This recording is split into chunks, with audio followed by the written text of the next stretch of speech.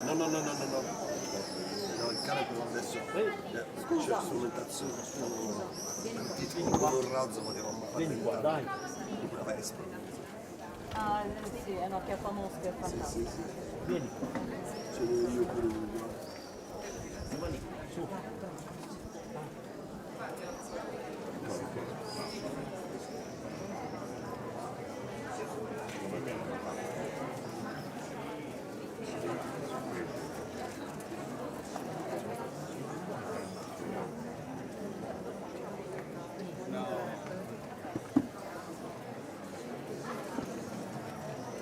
Buongiorno signora. Certo che no. Stravidetta. Però ieri sono stata utile. Assolutamente.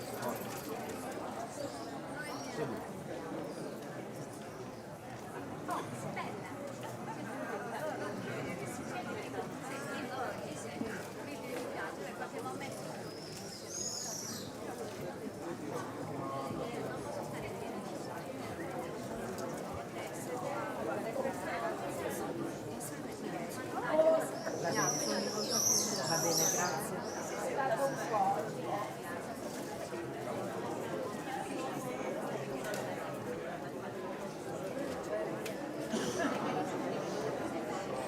Sopra la... di audio. Il caffè non dai. Sa. Ah, però magari nel lontano.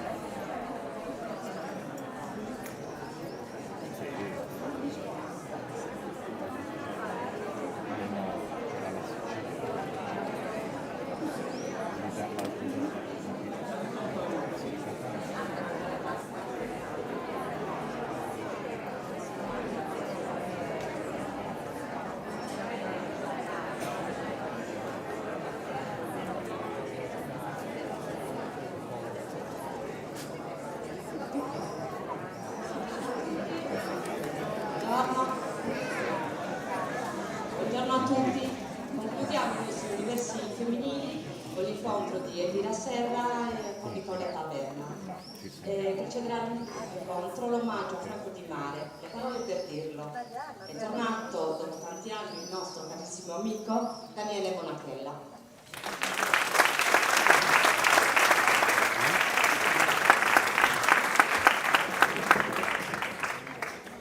Buongiorno a tutti, grazie per essere qui, mattinieri. Festeggiamo i 18 anni del Festival dell'Isola delle Storie, siamo tutti maggiorenni.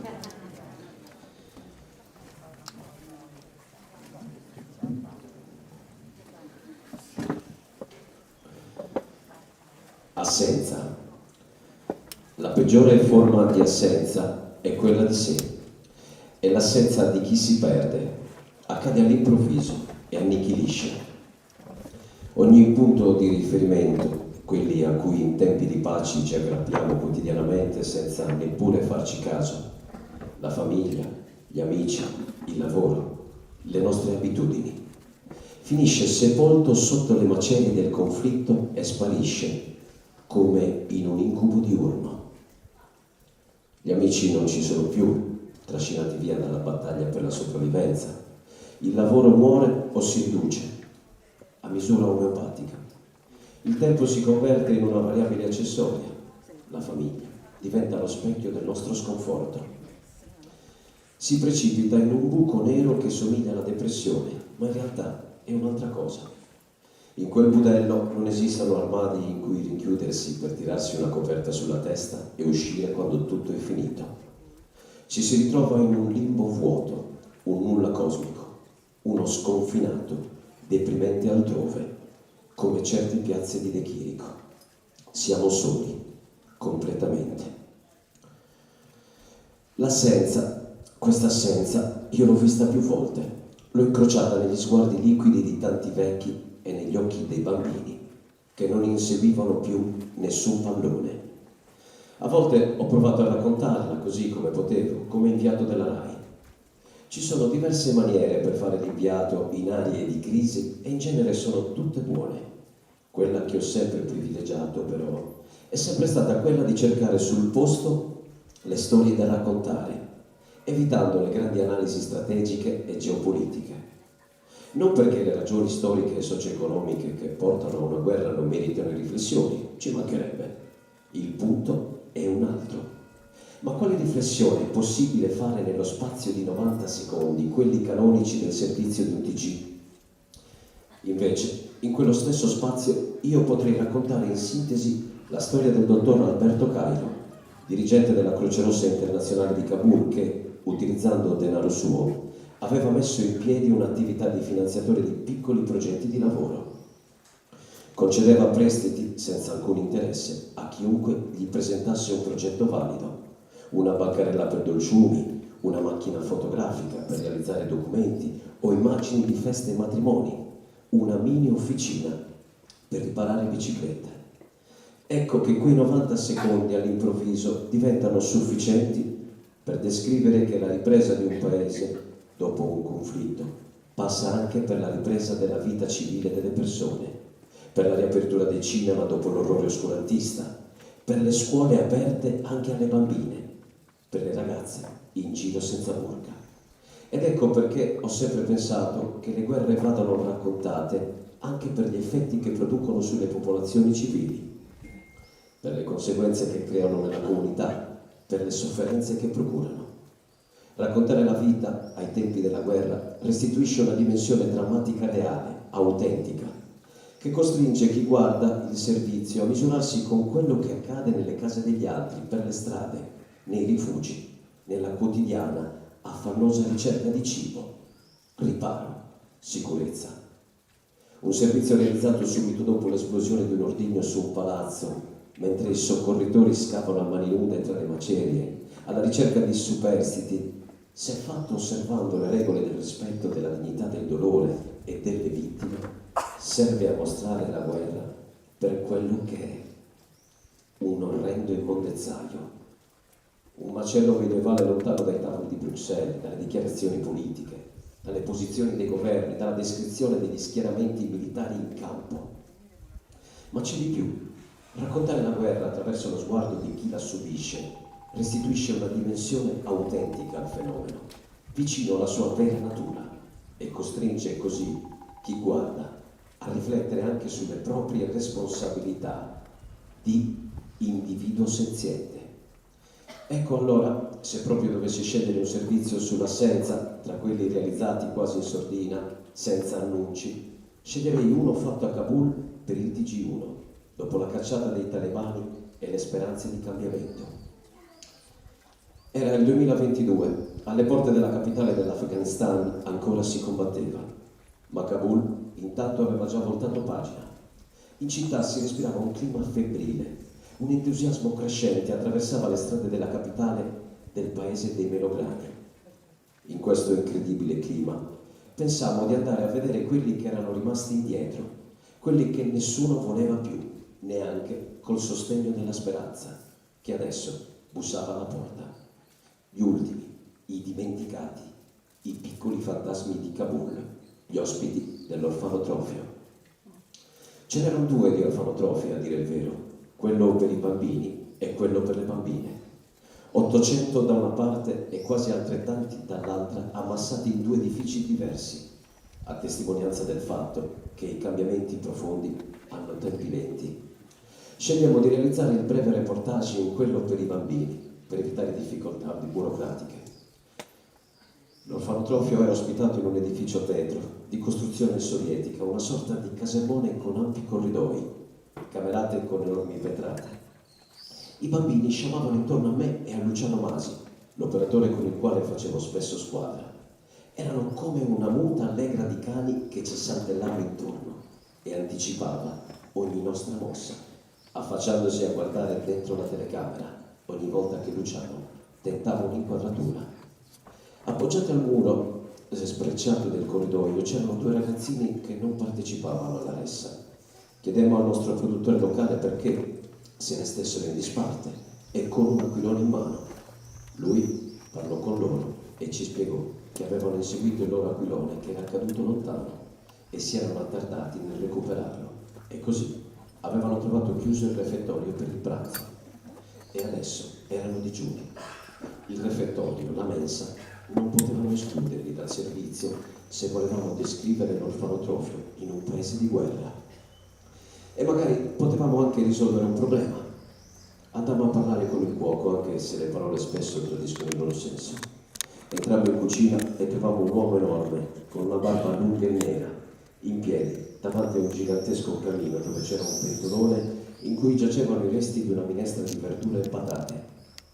Tutto era nero, fumo, fuligine dovunque, roba da fratelli Grimm. Gli chiedemmo il permesso di girare mentre ripuliva.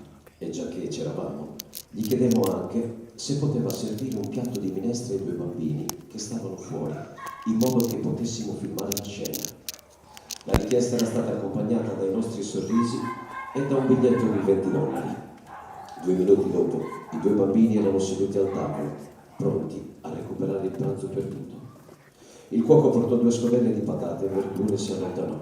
Luciano cominciò a filmare. Uno dei ragazzini infilò la mano nei pantaloni e fece un gesto da carcerato. Tirò fuori un cucchiaio dalla tasca e cominciò a mangiare in silenzio, di fronte al suo amichetto che aveva già iniziato con le mani, senza posate. E qui, d'incanto, si celebrò l'assenza e fu indimenticabile per noi che la vedemmo, chiarissima. I due bambini non guardarono mai nella telecamera, neanche per un attimo, neppure per sbaglio. Tutti e due avevano lo sguardo puntato in avanti, fisso, sul muro.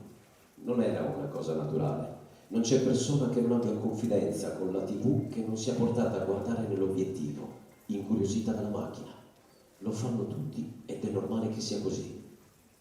E così ogni volta che una troupe registra un servizio e il giornalista vuole cercare di conferire alle riprese un'idea di naturalezza e spontaneità, prega le persone che sta facendo riprendere di non guardare la telecamera.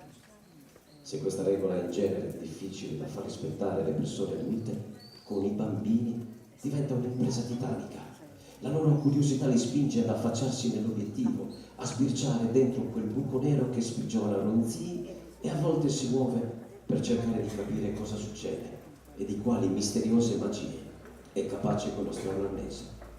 Ma quei due no. Quei due bambini fissavano il vuoto, l'assenza. Non esisteva null'altro che il cibo che portavano lenti alla bocca e il nulla che si era spalancato di fronte a loro. Fu in quel momento che Luciano e io capimmo: quei due bambini non erano più con noi. La terra di nessuno li aveva catturati e adesso li intrappolava. Eravamo sbalorditi e stava accadendo in quell'istante proprio davanti a noi. Lasciammo l'orfanotrofio senza dire una parola. Sono passati oltre 20 anni da quel giorno e oggi mi piace pensare che ci fosse un senso e un destino per quello a cui avevamo assistito.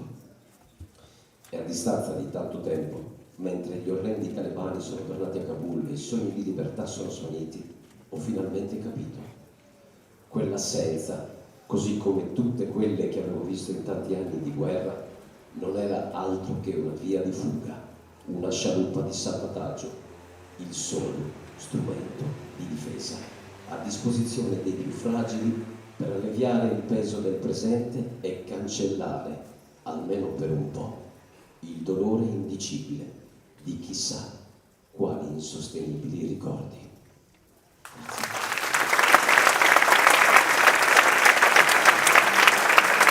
Grazie. Troppo di male.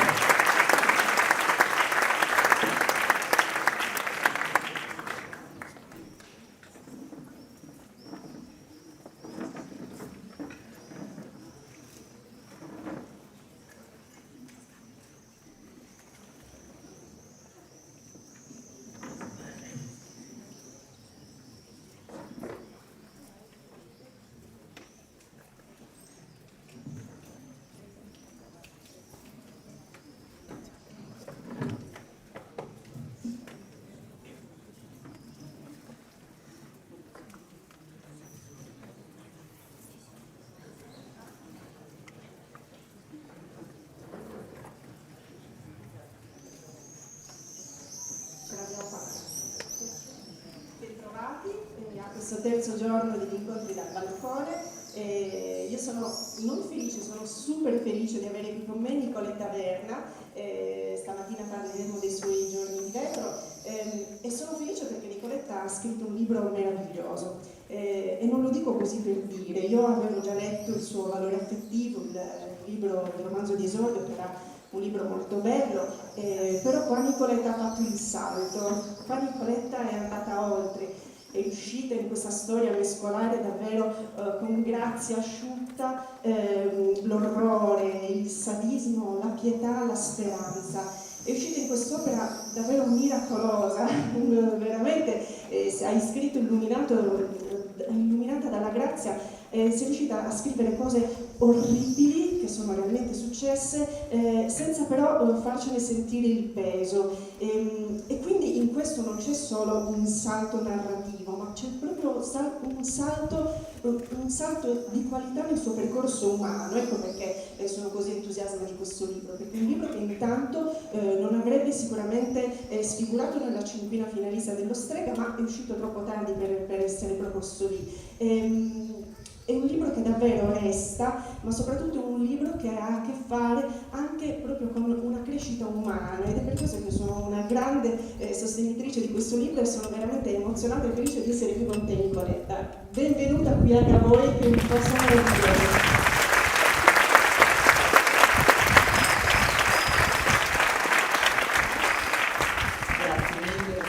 Tutte e tutti, io sono emozionatissima intanto perché non capita tutti i giorni di trovarsi di fronte a una platea come questa e un posto come questo che è davvero magico, una sensazione, cioè ho fatto tante presentazioni ma fuori di retorica posso dire che una cosa come questa non mi era mai capitata. Molto emozionata di essere insieme a Elvira Serra, che ha davvero accompagnato questo libro con un affetto che è commovente e mi tocca, e poi dopo questa lettura incredibile di Franco Di Mare che dice già tutto quello che insomma, tantissimo di quello che c'è da dire sulla guerra, che forse verrà fuori anche durante la presentazione, quindi grazie infinitamente, sono onorata e felicissima. Allora, non ci siamo preparati molto su questo, però prima gli ho detto ti va di leggere qualcosa, gli ho detto magari leggo l'incipit, allora se ti va leggi l'incipit così partiamo da lì con questa conversazione. Volentieri. Era molto meglio prima, quando io non c'ero e non c'era nessuno dei miei fratelli, né vivi né morti. C'era solo mia madre che si rivoltava sul materasso del camerino e urlava «Ammazzatemi, ho strada la Madonna!» E la Fafina rispondeva «Sta zitta, ti chiami il diavolo!» E andò avanti così per 3 giorni e 3 notti, finché mia madre lanciò un grido feroce e venne fuori Goffredo, il primo dei miei fratelli morti. Quando gli diedero lo schiaffo per farlo piangere, lui non pianse. Allora la Fafina scossò la testa e disse «È segno che a Dio Cristo lassù gli bisognava un angiolino». Ne vedeva tanti di bambini nati morti e quello era uguale a tutti gli altri, anche se era suo nipote. Mia madre lo guardò avvilita. «Perché?» chiese. «Perché hai mangiato troppo cocomero. Il cocomero fa acqua nello stomaco e il bambino si è annegato, il purino». Lei se lo tenne un po' accanto, nel letto fradicio di sudore, di sangue e di liquidi persi nel parto. Poi arrivò mio padre dalla villa del Tarascone a petto nudo e si avvicinò in silenzio. Contemplò il bambino senza grazia, come se fosse un animale. Gli prese il muso e lo girò verso di sé. Lo scrutò un attimo, quindi lo lasciò andare. «Nemmeno i figli sai fare?» «Mi avete sposata, primo. Adesso mi tenete così», disse lei, puntando gli occhi sulla cicatrice che lui aveva sullo sterno, proprio sotto il cuore.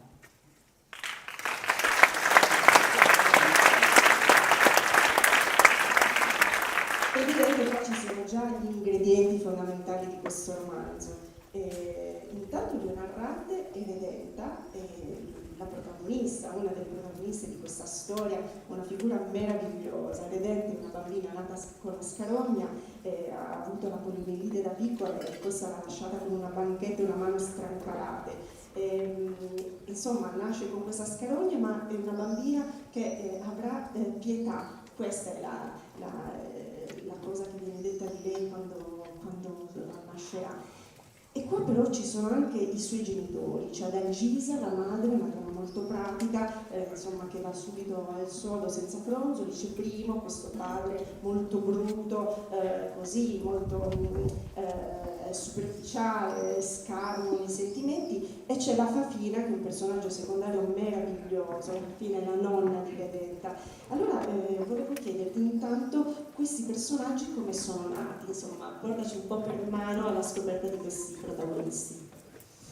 Sì, allora è un romanzo corale, nel senso che c'è una voce narrante molto forte, però poi anche pieno, come ha detto giustamente Elvira, di tanti personaggi secondari che sono la famiglia di Redenta e che vanno a costruire proprio un quadro di relazioni, e ogni personaggio ha una sua dimensione, una sua identità. Ad esempio la Fafina, che è una delle personaggi che è sempre più simpatica che legge il libro, ma perché? Forse perché è il personaggio moderno del romanzo, è l'unica donna, ad esempio, in tutto il libro che non è vittima del patriarcato, che non solo risponde agli uomini, ma è peggio degli uomini, è più cattiva degli uomini. E qui c'è, per rispondere alla tua domanda, come è stata scelta, qui c'è una forte vena autobiografica, perché la Fafina era la mia bisnonna. E quello che ho scritto, quindi questo personaggio molto duro, molto volitivo, molto saccente anche a volte, io quasi l'ho dovuto edulcorare, perché da quello che mi raccontavano, che mi ha raccontato mio padre, lei era ancora più decisa di quello che ho scritto. Addirittura si dice, ma io non ci credo, non ci ho mai creduto, ma ve lo racconto per dovere di cronaca, che lei addirittura durante la guerra le fosse entrato un polacco, perché a Castrocaro c'erano i polacchi, in casa, lei aveva delle figlie femmine, le intenzioni del polacco erano piuttosto chiare, prese un fucile e il polacco se ne perse traccia. Ripeto che io non ci credo, però quando poi restaurammo la casa dove tuttora non ci abitiamo, ma una seconda casa dove è ambientato il romanzo, nei lavori abbiamo trovato degli occhialini e una catena con un orologio nella cantina, e quindi Io sai, il polacco, se li hai dimenticati, diciamo così. questo polacco aleggia sulla mia famiglia. E invece una cosa vera che raccontava mio padre e che dice davvero, che era la Fafina, lui era piccolo e lei, esattamente come nel romanzo, è l'infermiera di Castrocaro, quindi una donna che ha studiato, l'assistente del medico. E lei faceva tutto, quindi i vivi li curava e i morti faceva le veglie. E quando lei faceva le veglie notturne, a un certo punto i parenti andavano a casa ed era freddo in quegli anni, non c'era riscaldamento, quindi lei cosa faceva? Si metteva a letto sotto le coperte insieme al morto per riscaldarsi, per dormire. E mio papà le chiedeva, ma nonna, non avete paura? chiedeva: cosa hai paura che mi dia un calcio?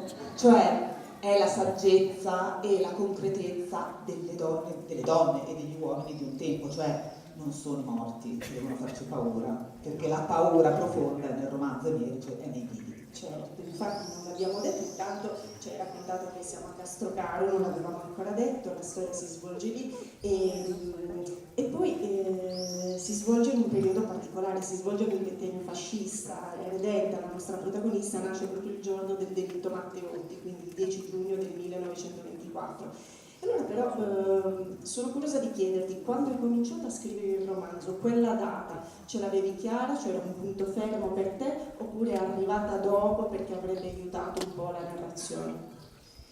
È arrivata dopo. Allora, questo romanzo ha una storia lunghissima. Ho scritto un raccontino forse 30 anni fa, che era la storia di Redenta e Vetro, e basta, 20 pagine, poi è diventato 400, quindi altra carne al fuoco. E la decisione di fare nascere Redenta il giorno dell'omicidio Matteotti è nata dopo, ed è nata quando la consapevolezza di voler fare un romanzo dove simbolicamente e allegoricamente il fascismo rappresentasse la violenza più assoluta, ecco, quando ha preso forma questa volontà, ho pensato che non poteva esserci una data migliore, proprio dal punto di vista simbolico. Redenta, esattamente come Matteotti, sarà vittima sacrificale del fascismo, che qui è proprio una metafora della violenza.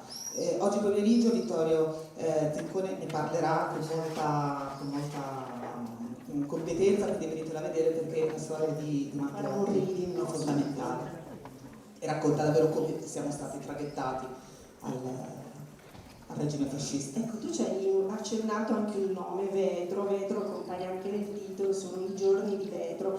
Vetro è un gerarca fascista che davvero qua rappresenta il male assoluto, è capace di atrocità disumane, di cui sarà vittima anzitutto la nostra Redenta, però insomma tantissime altre persone. Ecco, come hai fatto a entrare nei panni, perché da autrice insomma devi anche un po' calzare quei panni lì, i panni di Vetro sono veramente scomodi, come ti sei aiutata, che esercizio hai fatto? È stata la parte probabilmente più difficile, perché anche dal punto di vista tecnico occorreva molta cautela nel non dipingere il mostro. Il mostro è un personaggio banale, il mostro è un cliché, eppure a me serviva questo cliché, perché non volevo neanche cadere nel cliché del cattivo che però alla fine non è così cattivo. No, Vetro è cattivo e basta. Vetro si nutre del male, Vetro è ossessionato dal perseguire il male con una ferocia che è inarrestabile, e quindi serviva, ecco, non tanto calarsi, perché è impossibile credo calarsi in una ferocia di quel tipo, però documentarsi.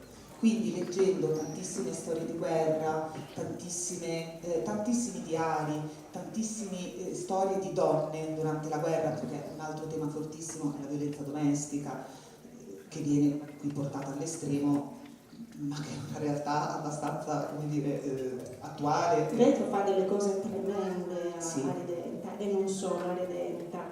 E lì dove ti sei documentata? Perché davvero ci sono delle descrizioni terribili, però vorrei ricordarvi quello che vi ho detto all'inizio, succedono cose orrende, noi le vediamo, però c'è come quasi una grazia suprema che illumina tutto, che ci fa arrivare davvero fino all'ultima pagina, tra l'altro sorprendendoci. Nicoletta ha questo grandissimo talento di sorprenderci fino all'ultimo, perché il libro davvero non è finito fino all'ultima parola e resterete sorpresi, ve lo garantisco. Esatto, c'era proprio da costruire questo equilibrio difficile ma fondamentale tra la più assoluta feroce crudeltà. La seconda guerra mondiale è stata una tragedia, l'abbiamo ascoltato prima parlando di tutte le guerre, e in particolare la seconda guerra mondiale nella storia italiana è stata assoluta, la guerra totale, perché è arrivata davvero nelle case di tutti. Quindi occorreva trovare un equilibrio tra questa ferocia enorme e la grazia, hai detto la parola giusta, cioè perché in tutti questi millenni di violenza assoluta, arcaica e inarrestabile, atavica nell'uomo, non ci siamo mai estinti, perché c'è l'altro istinto ugualmente innato, che è la pietas, che è la carità cristiana, che è il gesto che nel salvare l'altro salva noi stessi e salva tutta l'umanità. Ogni gesto di carità permea l'universo, anche quando è minimo e piccolo, quindi il senso era questo. E non ho risposto alla tua domanda, come mi sono documentata? Ho letto sulle parti peggiori,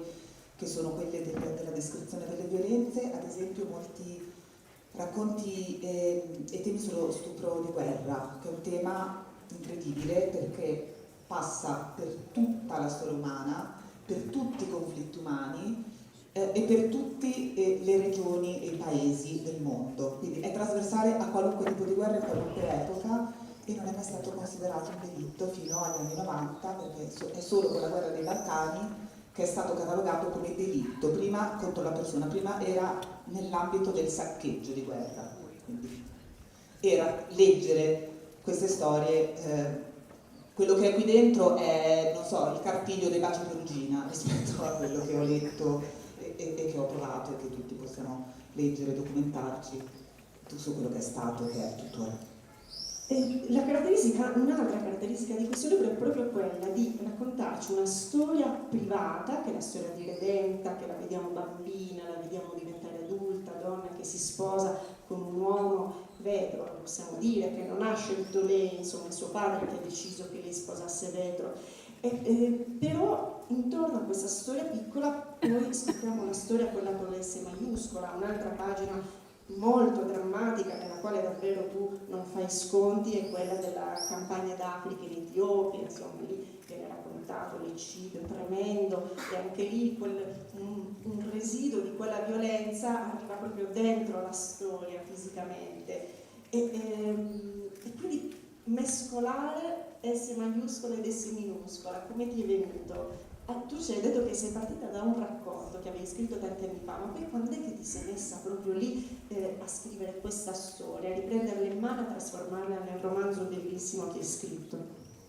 È stato un processo raccontato, nel senso che il raccontino è rimasto, il famoso manoscritto nel cassetto, no? Che tutti abbiamo, ce l'avevo anch'io, ed era lì, vetro.doc si chiamava, e ha cambiato poi tanti computer e via via io lo salvavo sempre. L'idea di trasformarla in romanzo io ce l'ho sempre avuta, perché secondo me era una storia che aveva il cosiddetto potenziale, no? Tecnicamente quando si parla, aveva qualcosa da dire di più rispetto al racconto, e però la consapevolezza è venuta negli ultimi 5-6 anni, quando ho iniziato a lavorarci, e ci ho messo 5 anni sì, a trasformarlo da raccontino a racconto, a romanzo, dove c'è la grande storia.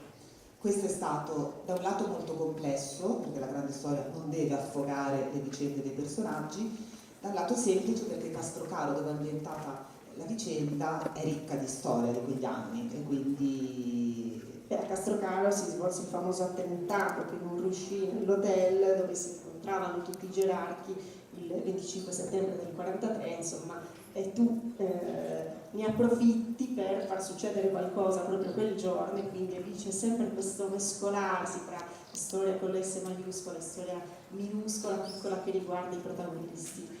Le donne sono formidabili in questo libro. Noi abbiamo parlato di Redenta, abbiamo parlato della Fafina, questa nonna del libro straordinaria, purissima anche lei, ma capace di grande umanità, molto pratica, e che amava anche tanto tutti i suoi nipoti veri e finti, perché poi lei si prendeva cura degli orfanelli. Però ci sono delle altre donne, ci sono le sorelle di Redenta che sono così diverse da Redenta, però hanno, riesce a tratteggiarle molto bene, dando loro caratteristiche e umanità molto autentiche. E poi c'è un'altra figura femminile di cui ancora non abbiamo parlato, che è Iris, che in qualche modo fa da specchio a Redenta. Iris è una partigiana, no? Si starà vicino a Diaz, che è questo personaggio straordinario, insomma, un ribelle che darà del filo da torcere a Vetro e ai fascisti. Però Iris, c'è questo bellissimo gioco di specchi tra Iris e Redenta, che non ha a che fare solo con la storia che racconti, ma questo è un tema universale, no? Questo confrontarci che abbiamo noi donne quasi innato, metterci sempre al confronto con un'altra donna, quasi ci sembra sempre che un'altra abbia qualcosa in più di noi, abbia fatto qualcosa meglio di noi, sia più bella di noi. Questo tema c'è ed è bello perché lo rende anche moderno, è una storia ambientata nel XX, una storia che ci riporta indietro, racconta fatti lontani da noi, ma c'è questa umanità di fondo che è un'umanità contemporanea.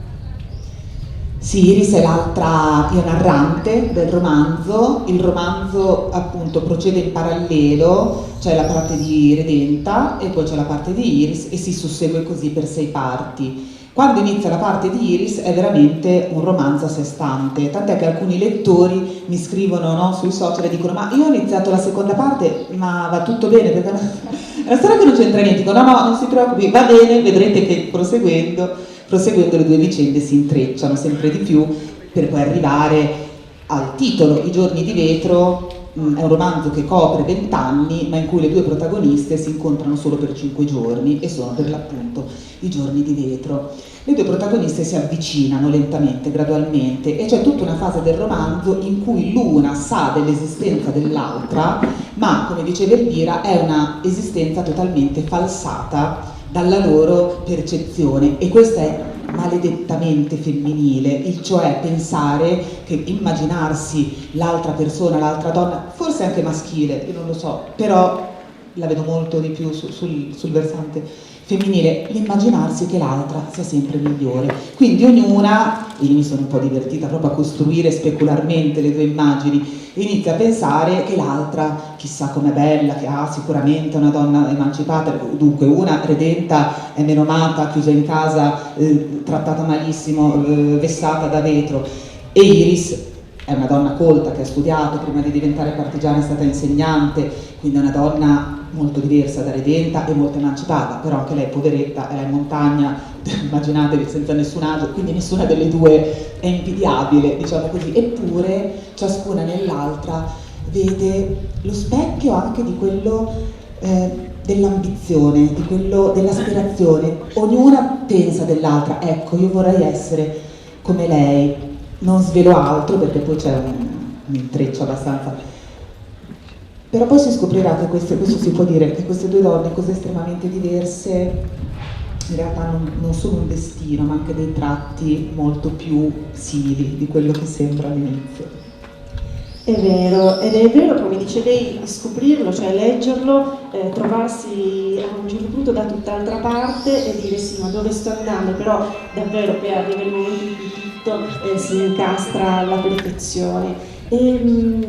Ecco, Iris sì, è anche lei una protagonista, il controcanto in qualche modo di Redenta, però in realtà sono tutte belle le donne, perché anche la mamma di Redenta, tutto sommato una donna sconfitta, sfinita, che forse solo alla fine si arrende, però insomma è una resistente. Ecco, le tue donne sono a dispetto delle apparenze, perché Redenta potrebbe sembrare quella un po' stramba, all'inizio la considerano la scena del villaggio, ma in realtà sono fortissime, e quindi questa forza, non so, forse c'è anche un po' della tua forza, non lo so, me lo domando, cosa dici?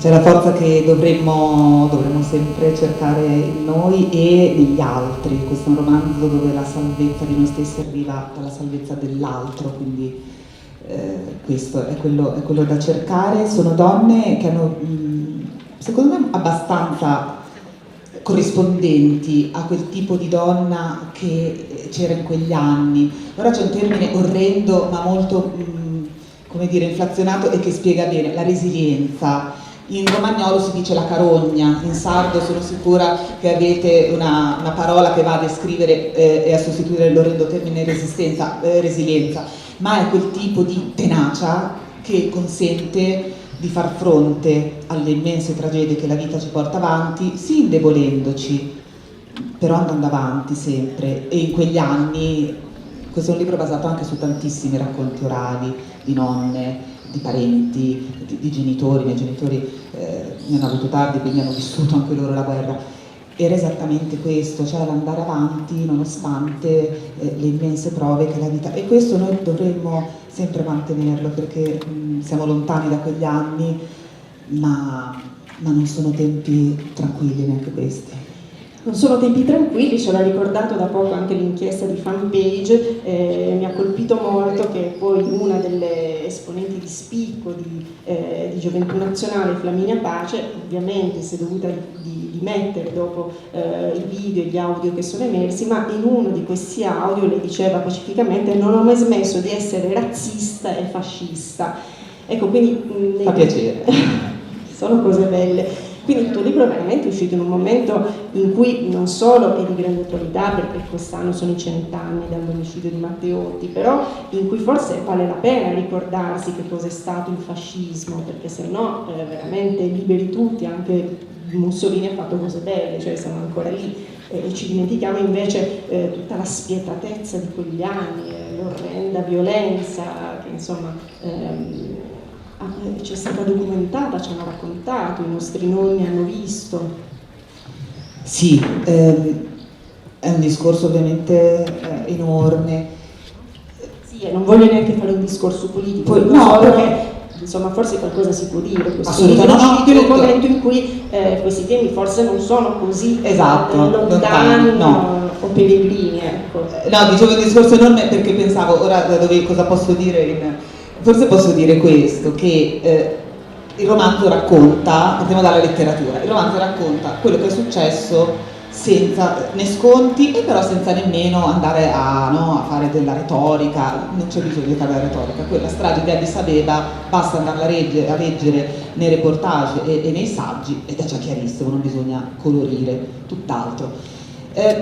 Questa, ne parlavamo anche prima, non chiamiamola nostalgia, però questa affezione ad alcuni dei valori del fascismo, a parte che a me fa molto sorridere, perché in una società come la nostra, che è una società edonistica, capitalista, basata per esempio sull'ossessione per la privacy, una società del tipo fascista è veramente agli antipodi, cioè non esisteva la libertà di scelta, non esisteva e non esisterebbe avere accesso ai social, a Netflix con 1000 film che noi scegliamo, la libertà di scelta era abolita.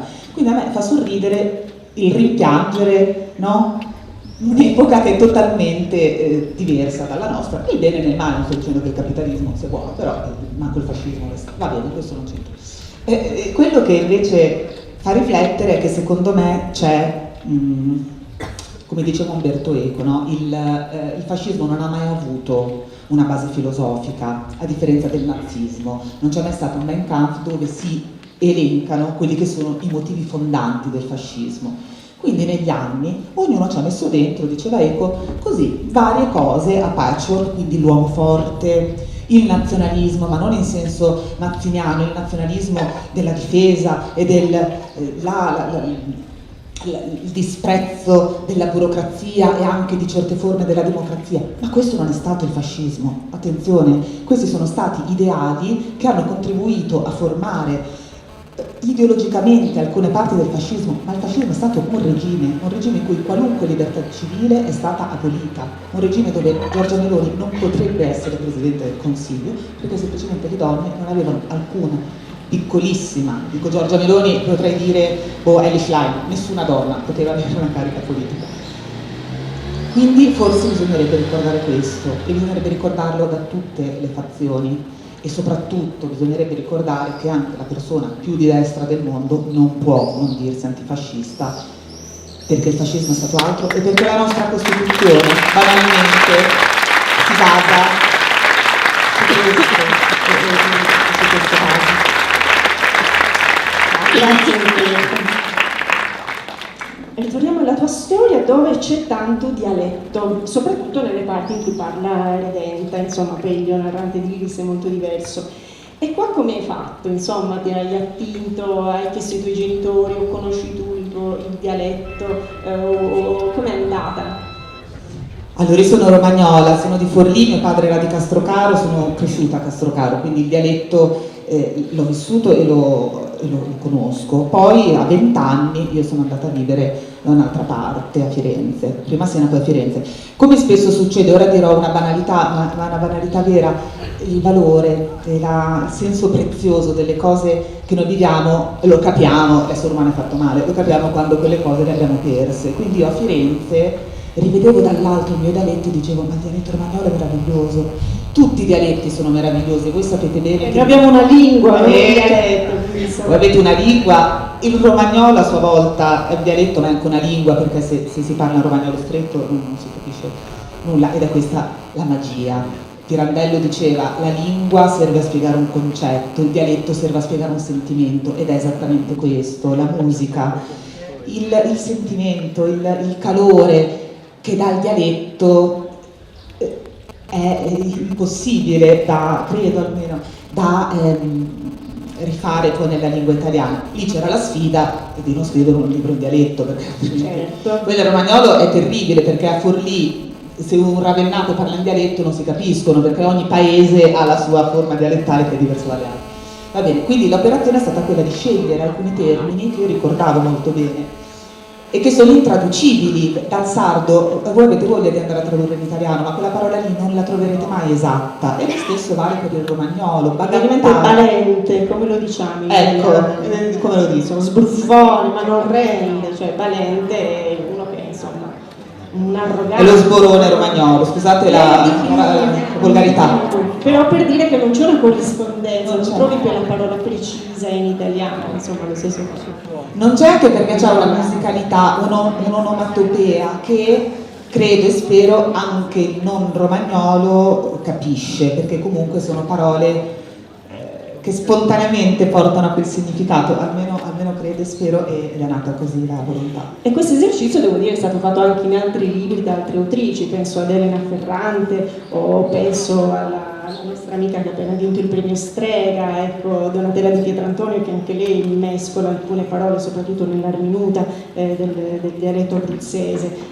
Tra l'altro voglio dire che il libro di Nicoletta davvero si colloca in quella fascia di autrici di io, non sto esagerando, lo leggerete e poi mi darete ragione.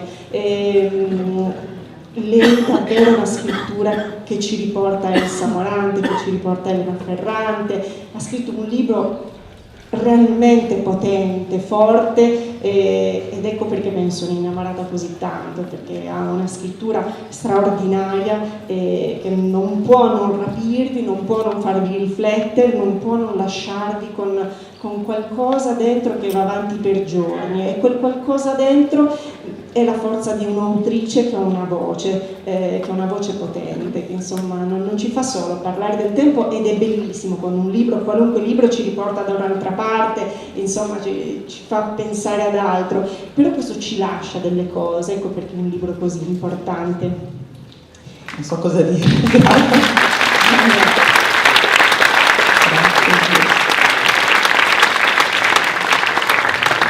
Non abbiamo parlato, abbiamo accennato solo due figure maschili, ma c'è un'altra figura maschile importante in questo libro, che è Bruno, io direi. Partiamo da Bruno, perché Bruno è un amico di infanzia di Redenta, diciamo che un po' il suo, dico angelo custode, ma non è un angelo custode, perché è un attaccabrighe, è uno che è sempre malconcio, cioè c'ha sempre dei tagli che si fa litigando con qualcuno, facendo la botte, però ha veramente uno sguardo molto fraterno, e non solo fraterno, verso Redenta. E allora parlaci tu di Bruno, insomma, dove l'hai pescato? Perché avrai attinto a qualche esempio, a qualche modello, o comunque avrai rubato qualcosa da qualcuno per tratteggiare il suo personaggio.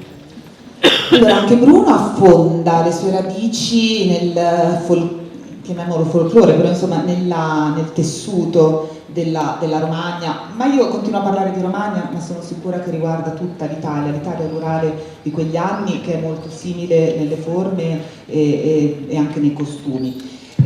Bruno è, ognuno in questo romanzo ha un'ossessione, e ognuno in questo romanzo ha delle imperfezioni, ovviamente, com'è nella vita.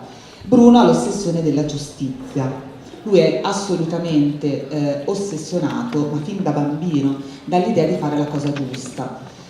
Come conosce Redenta? La conosce perché lui è un orfano, la Fafina, cioè la nonna, raccoglie gli orfani di Castrocaro, poi li tratta malissimo, con dei modi che oggi noi genitori saremmo in Telefono carcere. azzurro squillerebbe Sì. umanamente. Non avevo metodi montessoriani, però è anche quella che poi fa l'atto di carità nel raccoglierli. E quindi Redenta, che lo ricordiamo, è sciancata, è ritenuta poco intelligente, è una persona debole, è una bambina sempre, lui la prende sotto la sua ala proprio protettrice, perché vede in lei la possibilità di far valere la giustizia. Poi cresceranno e si innamoreranno, ma Redenta, che è una donna che non riesce, non si sente all'altezza quasi dei propri sentimenti, lei osserva tutto da fuori. Quindi si innamorano, ma lei quasi non riesce ad ammetterlo, e poi Bruno a un certo punto promette di sposarla e sparisce. Questa è la vena romantica del romanzo. Ammetto che nel mio primo c'era una donna anaffettiva, quindi è stato un esercizio terribile per non parlare mai di sentimenti. Qua invece mi sono proprio sbizzarrita, c'è una storia d'amore molto passionale, melodrammatica, di incontri, di sparizioni, insomma.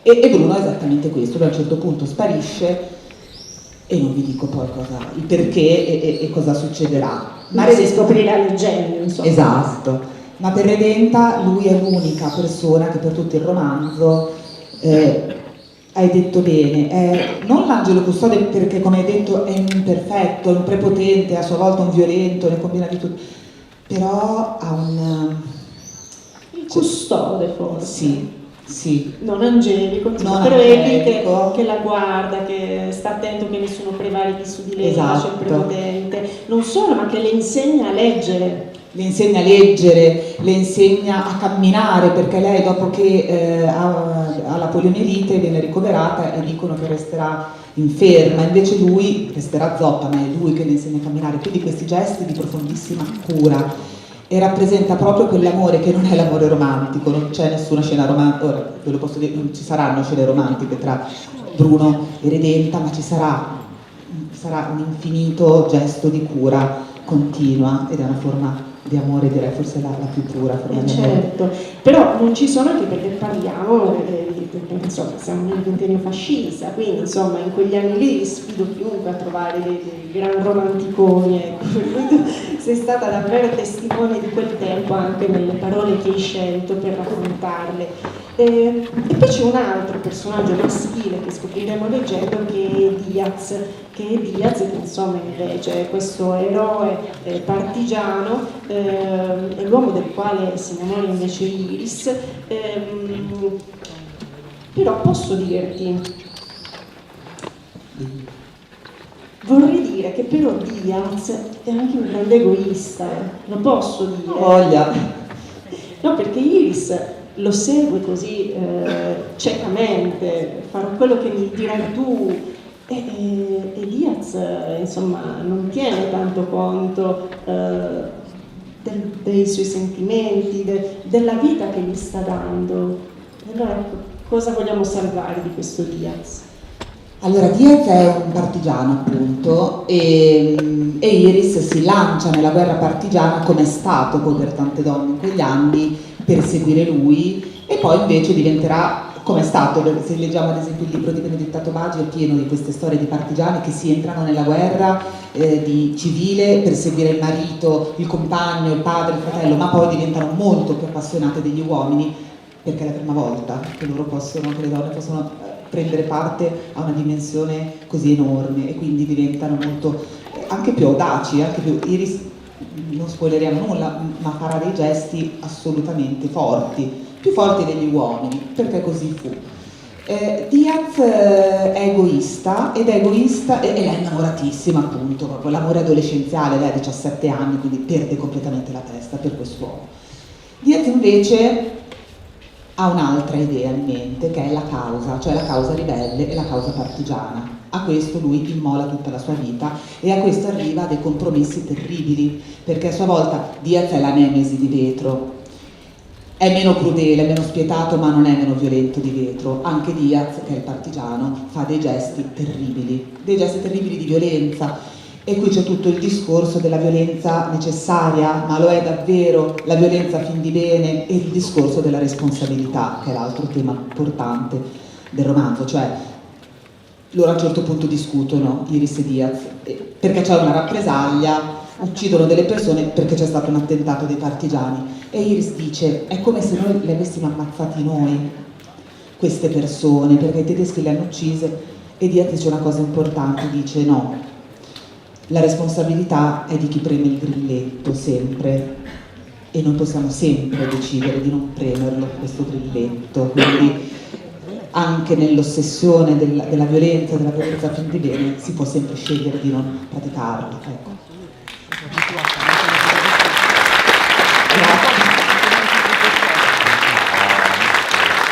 Ma tra tutti questi personaggi ce n'è qualcuno il quale hai voluto più bene? La domanda è meno bene vetro, quello vabbè. Voglio dire, lì è facile. Sì. Anche se di vetro arriveremo a capire come è arrivato a diventare vetro, il che non lo giustifica, però capiamo come Sì, è arrivato, è dopodiché nessuna pietà per vetro, però anche lì tu ci dai gli strumenti per conoscerlo, per capire da dove arriva, per conoscere la sua storia, quindi insomma sei stata leale.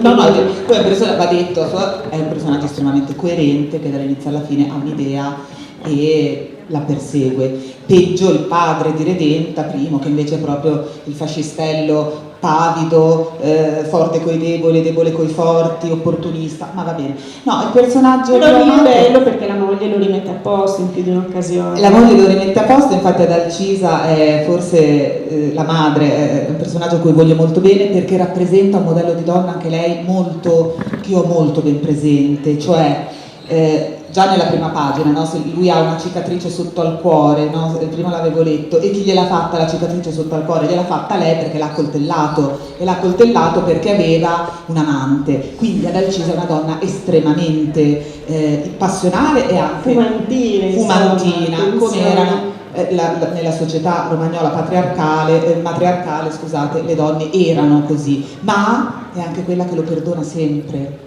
È anche quella che accetta poi qualunque sopruso, è anche quella che quando Redenta va a trovare sua figlia e la vede tutta distrutta, con i lividi, i denti rotti da vetro, le dice come va il matrimonio? E lei dice bene, perché i matrimoni andavano bene così, e lei dice una frase che è una frase della storia del nostro folklore, che è la buona moglie che fa il buon marito, che è agghiacciante se ci pensiamo, perché oggi si chiama victim blaming, cioè se ti picchia perché tu te le cerchi, allora era semplicemente la saggezza popolare. Quindi ad Alcisa è questa, è una che percepisce fortemente l'ingiustizia ma che non riesce fino in fondo a ribellarsi. Infatti lei non si è mai opposta per la decisione del padre di far sposare la nostra povera Redenta con vetro. Esatto. Ha deciso primo e andava bene così. Quindi lei è molto controversa, e in questo conflitto vedo una grande umanità, e forse è proprio lei il personaggio che sento più vicino, perché è quello forse più vero, più rispondente a quella che è stata la storia. Ecco, ad Alcisa è una madre, anche tu sei una madre, hai Sì, due figli, no? sì. Ancora abbastanza piccoli. Sono curiosa di sapere, loro sanno che sei una scrittrice così brava, ti vedono scrivere a casa, dove scrivi per esempio, insomma, raccontaci questa parte qua della tua vita. Questo è molto imbarazzante, nel senso che abbiamo una casa molto piccola, i bambini sono bambini, e quindi io scrivo, ma lo dico davvero dove capita, quindi delle volte nella camera, oppure mi sposto nella stanzetta, e c'è il rumore, quindi io cosa ho fatto? Cosa mi ha salvato? Ho delle cuffiette con quei rumori del rumore bianco. Esatto. Prima avevo iniziato con la pioggia, ma con la pioggia è impossibile perché, scusate, ogni 5 minuti bisogna andare in bagno, quindi no, la pioggia non va bene. Allora ho provato col rumore bianco, che in effetti funziona benissimo. Allora io mi isolo completamente, quindi ho i figli che si stanno, poi non so i vostri, ma i miei bambini si picchiano continuamente, sì. Quindi ho bambini che stanno strozzando, e io con le mie cuffiette che scrivo imperterrita. È comico, ma è stato anche drammatico scrivere questo libro, perché davvero non avevo